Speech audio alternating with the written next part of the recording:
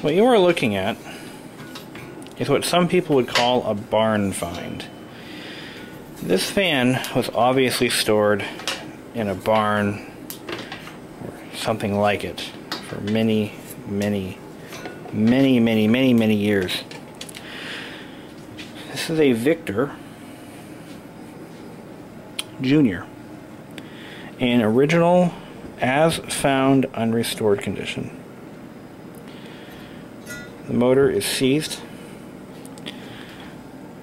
but, oh wait, I just noticed, it has the original head wire still. I didn't realize that, but it does have a replacement main power cord.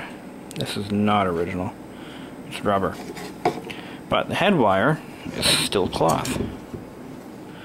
What a piece of shit. Nice cast iron base. Rotary switch, still turns.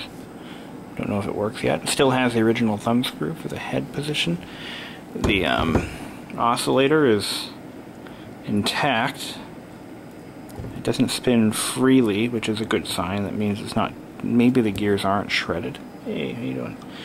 And, well, let's see here. I've seen better days, but I've seen worse.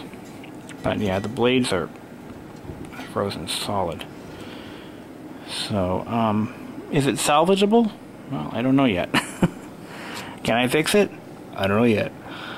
If I can fix it, well, we'll see. I'm just hoping to hell that somebody didn't try plugging this in, because they would have surely burnt that poor motor out. Underneath it's got a little removable base. What I like about this fan is, yeah, number one, it's original. It's all there. And that is a major plus. It's built pretty well.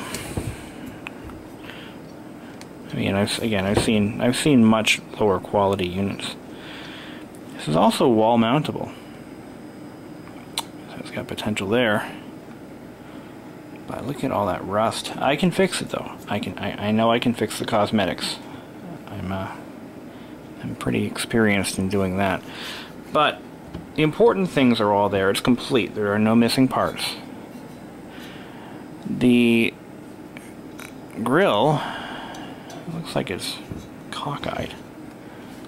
Now there's no adjustment on that, so it's obviously bent, but I can straighten that out, not a problem. It's bent like this, so I can easily cock it the other way, make the head badge straight again. And the blades aren't bent.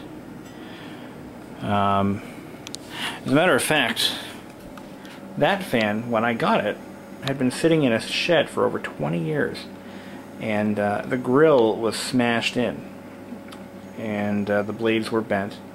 And I was able to straighten all that out. So I know that this fan is definitely a potential repair. It has the potential, sorry, for a good quality repair. It's originally black. And you can see the grill is also black, or was at one time. So that's exactly what I'm going to do. I'm going to paint it gloss black. I am so dying to tear this thing apart and get into it. But I have to do something that I've never done before, and that is get some good before pictures.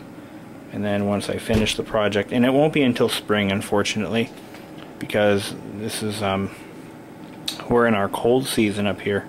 I can't paint unless I get somebody with a spray booth. I can't paint anything in this weather, so it'll have to wait until, more than likely until March, mid-March or early April.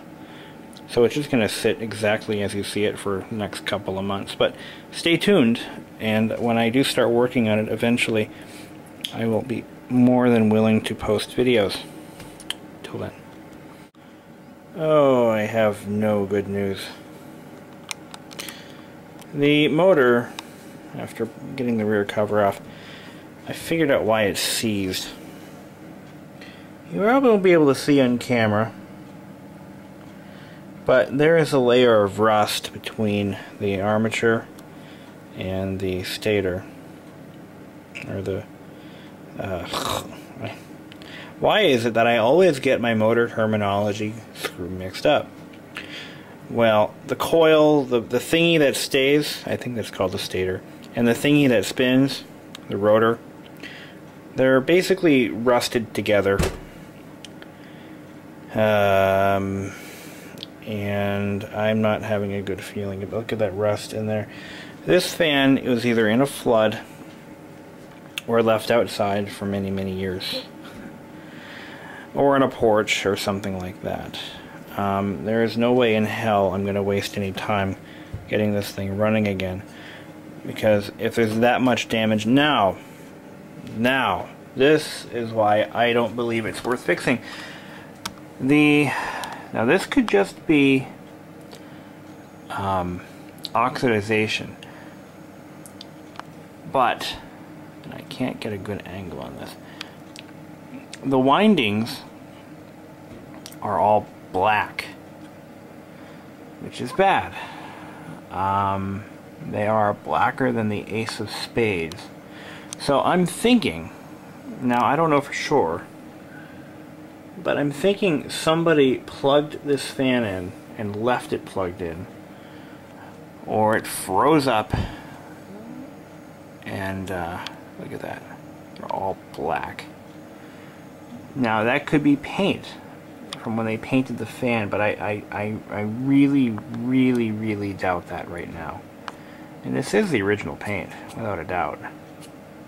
Actually, the paint behind this cover was pretty good. But again, I'm just not willing to take that chance. And it's a shame too, because the gearbox itself appears to be in good shape. It's not stripped out. In fact, let's take a look inside, because this could be a good donor gearbox. If I can find another Victor Jr. with shredded gears, then this could be a good thing. These are all loose. Somebody's messed with this thing before.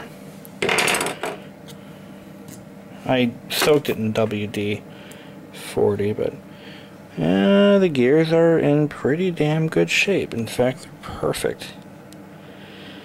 So the only way I'm going to get this motor freed up, and I don't know if I'm going to, I don't know if I'm going to do it or not, but I'm going to have to. It's going to be hard, but I've got to pull the cover off, and judging from the way this fan is built, see that little punch mark right there, and that one there? That was done after the fan was assembled. They punched the motor casing so it can't be disassembled. That is why I can't fix my Westinghouse fan, the one that's hanging up on my wall, and I'll show you that in a sec. I can't get that motor apart for that very same reason. I could drill those out, but yeah, no, I'm not going to do that. You drill these out, and then you got to putty them all together. Then you've got to forget that shit. I'm not doing that. If this were an old, tank motor fan or a pancake fan, I'd probably spend more time on it. But I think I like the way it looks. It has a nice patina. Is the term for making something old look like shit. But it has nice patina to it, and I like that. I'm gonna leave it just the way it is, and maybe put it up there. Maybe replace that TV with the fan. That'd be nice. That'd be nice. I cut the cord off. It's not even the original cord anyway. I just cut the cord off, put it up there, and call it a day. This screw is bent for some reason. I can only hazard a guess as to how that happened. Or not. Just put that back in place. Screw it. That's what I say.